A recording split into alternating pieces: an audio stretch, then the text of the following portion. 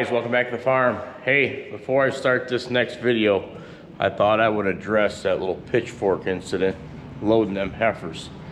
Well, I don't condone pitchforks on any type of animal. You got to understand, that's an 800-900 pound animal that we're trying to back into a corner to get put into a trailer that's never been into a trailer before. And I've got a 16-year-old Nathan sitting there, 120 pounds. It's my job to make sure he's protected. They turn, they come and trample. It's a bad day. So human life first, we got to protect. These heifers, it's like these cows. You think they just come in here naturally. They got to be trained, they got to be taught. You're not just going to pat them on the butt and they're going to do what you want. Talk to them nicely. I commented back one time because on one comment it made me angry because the guy says these are unacceptable actions, and I just said, hey, look, this is the real world out here. This isn't some Netflix special that you're watching with a holiday Hallmark movie. I hate to put it like that, but I've got to protect the guys here. And there's nobody that loves these cows more than I do. We're here on this farm more than I'm at home. I'm around these cattle more than I'm around my own kids. So if it comes to taking care of cattle, that's my #1 priority too. So let's get on with the video. Let's go.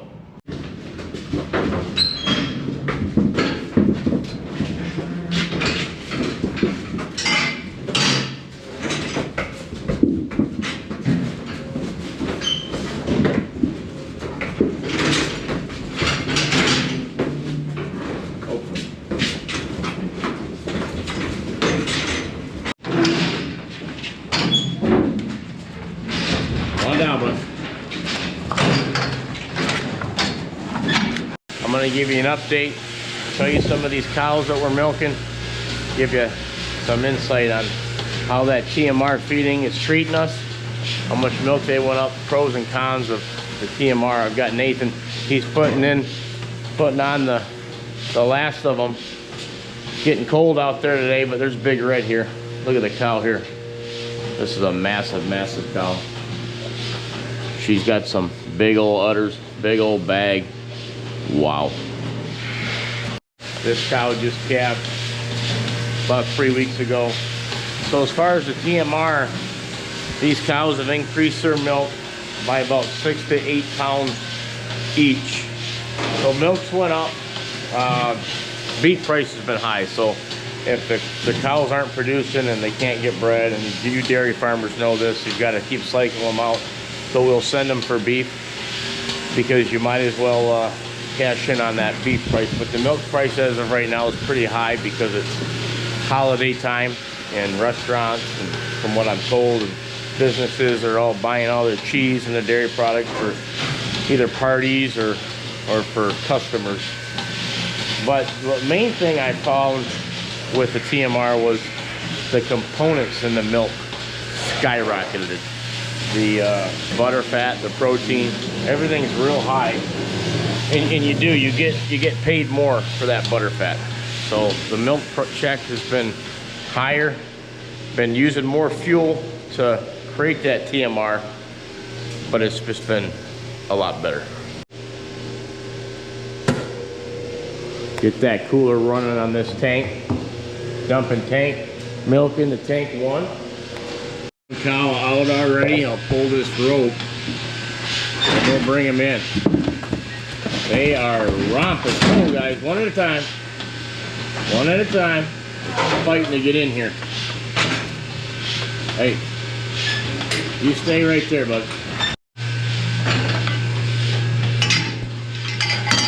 I say, guy, these cows are extremely strong. They don't even know how strong they really are. Another one out. Go ahead, big girl. We're still feeding these pellets, and that's what's making them really want to come in. It's a nice treat for them. You got to go down, bud. I need one more. There you go. You can go right here, bud. Come on. There you go. Big white here.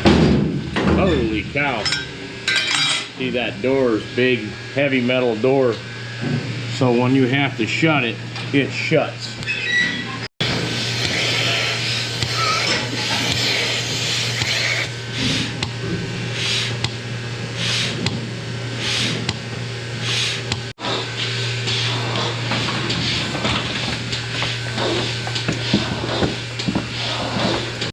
So if I could get away from feeding these pellets in the parlor, because they're obviously not going in the TMR, I would be able to then use a protein source out there in the TMR. But getting these cows off these pellets in here is very difficult. It makes them want to come in, and it makes them want to milk. I know it's not the most efficient way of doing it, but for the time being, that's how we're going to keep doing it. So in the TMR, it's just going haylage, corn silage, grain, and then a little bit of mineral every time I mix a batch. And that's how the milk increase came up, because they're getting more. I know what they need. I'm giving them probably 7,000 some pounds right now per feeding, and it's just filling them up. Before, I think my problem was I wasn't feeding them enough, especially hay. I couldn't get that hay out of that silo as quick as the corn silage, so then I wasn't doing it right, and now I'm feeding them more of a 50-50 blend.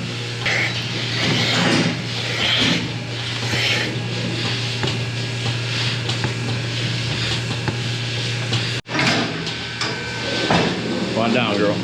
Uh-oh. Easy, bub.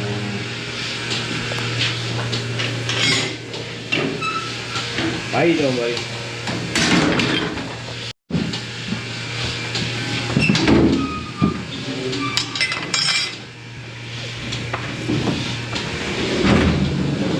Uh-oh.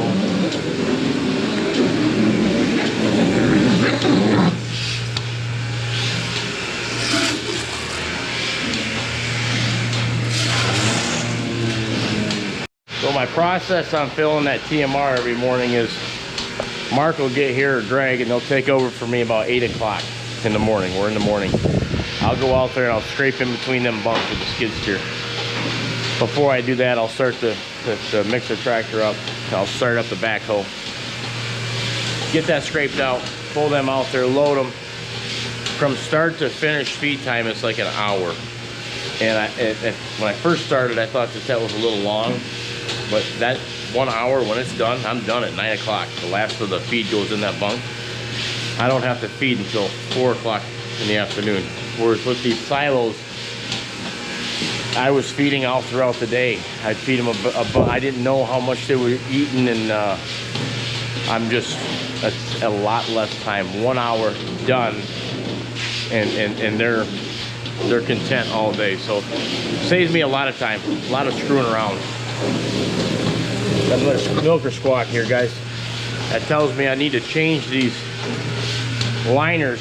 It's getting about every 2 months we do that, so it's getting about time we have to start maintaining these milkers. Open stall for the rope.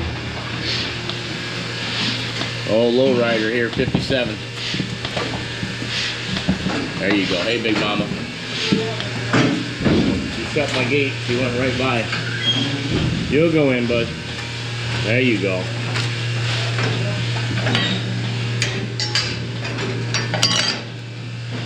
Go in here, and I brush that sand off, guys. We're right in the iodine. Another cow here, just calved probably only a week ago. Very nice cow. Very nice.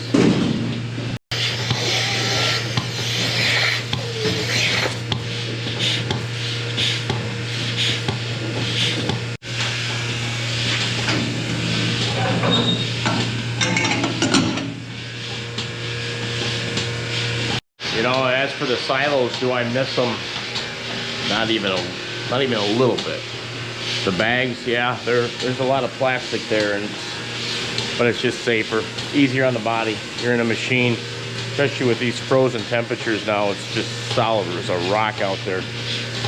The ag bag pad is going to need some work come this spring a little bit, but we won't be hoisting up any motors and blowers and these silos this winter, so that's for sure.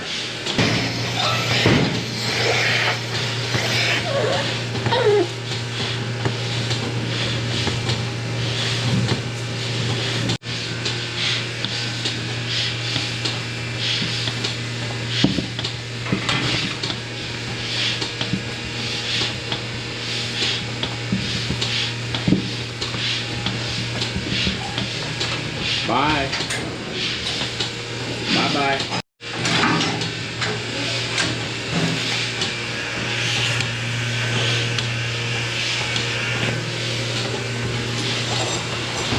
Bye.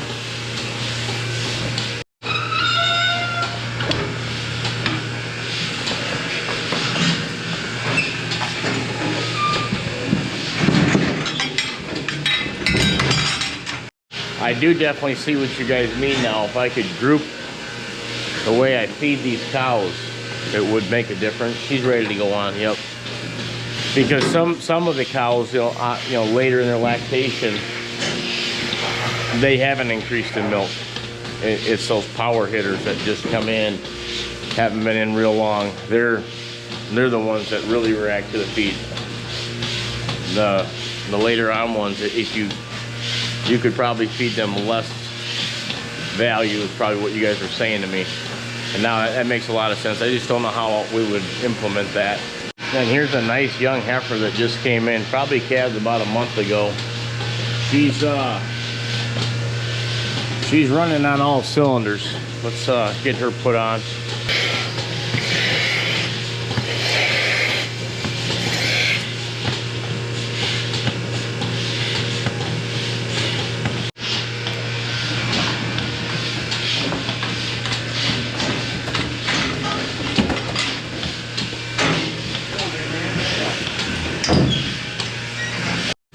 Then to touch back on them components,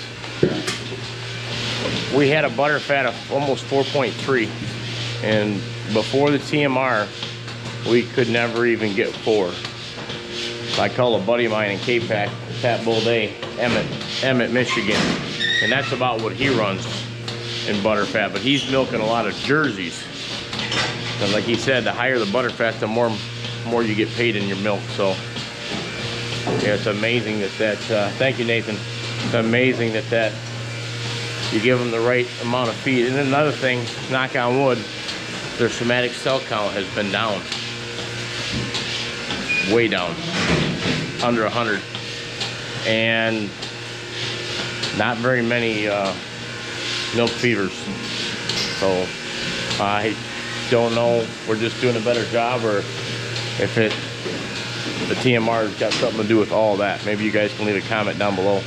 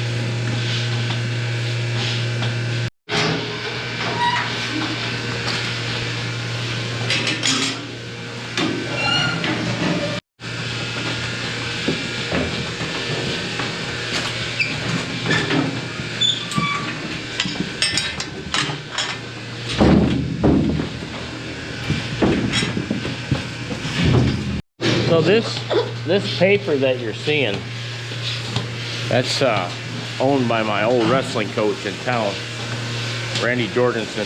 He also owns Woods and Waters News. That's a worldwide publication. I'm sure some of you guys recognize that, but these are all extra papers that they print. Their printer's so fast that either doesn't get sold or who knows. And instead of throwing them away, we recycle them. We use them in the barn here. It's a win-win. A lot of guys ask, what's with all the papers? Well, better than throwing them in the junk. Let's use them for splatter control, because they'll pee and poop in here. These cows, they don't care. And then we'll just take it and we'll throw it out, and it'll turn into manure and compost, and it's a win-win for everybody.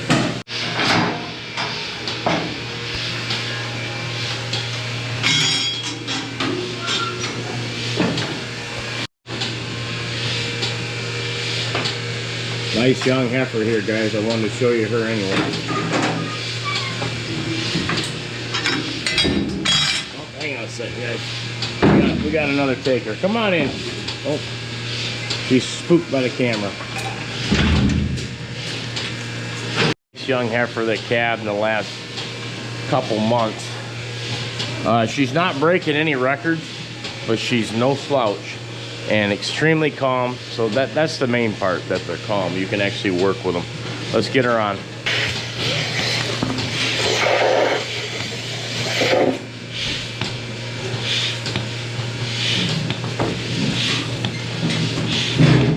Another big mama I thought I'd show you. She's just been a staple of the herd. 4th lactation. Again, not breaking many records, but no slouch and very kind.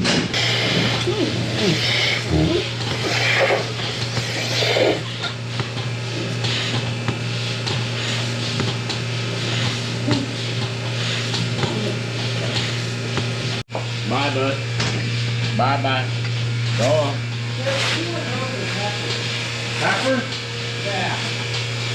Yeah, Nathan just asked me about this heifer here. Well, that's some squeaky gates, isn't it, Nathan?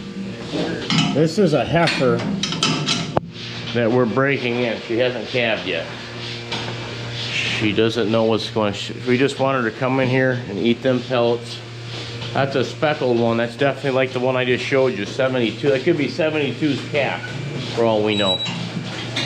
We'll let her stand here for a while. If she starts to get too jumpy, we'll pull that rope and we'll get her out of here. But this is how we break them heifers in.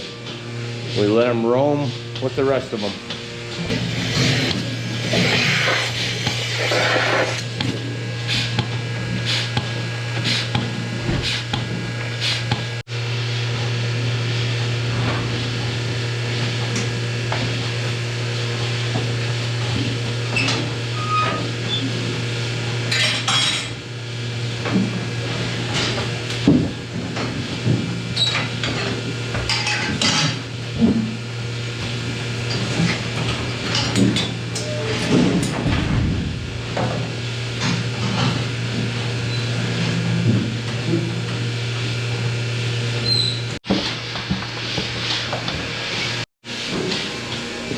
Check in on this milk temperature, making sure everything looks right. It's up to 40 degrees because there was some cool milk in there, and it brought it up to about 40. So the cooling unit is working properly. And I want to tell you a little information about this Parlor and how it's progressed. But this is a heifer who came in probably a month ago. It's her 2nd calf. One of my best heifers last year. But yeah, she really came back. She came to play this time.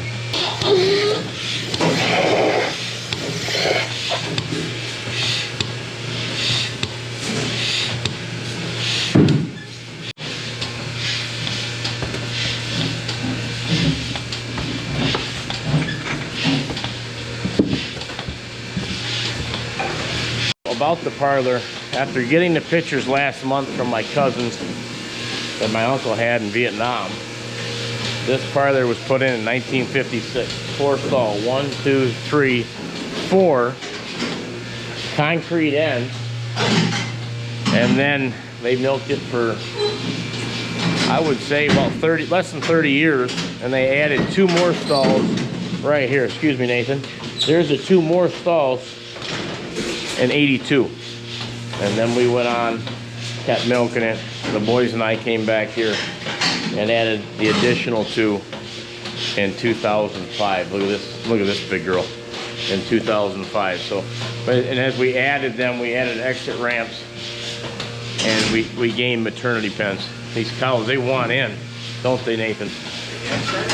We added the maternity pens along with it. So that was the plus. That's the Parlor. Been going since 56. It's over 70 years in this Parlor, making milk. And one good part about that is it's still fairly efficient. and it's definitely paid for. So on that note, guys, I hope you liked the video. The TMR is working great for us. Take care. See you next video. What do you got there? And I ate. All right, go give them to Mom. Mom,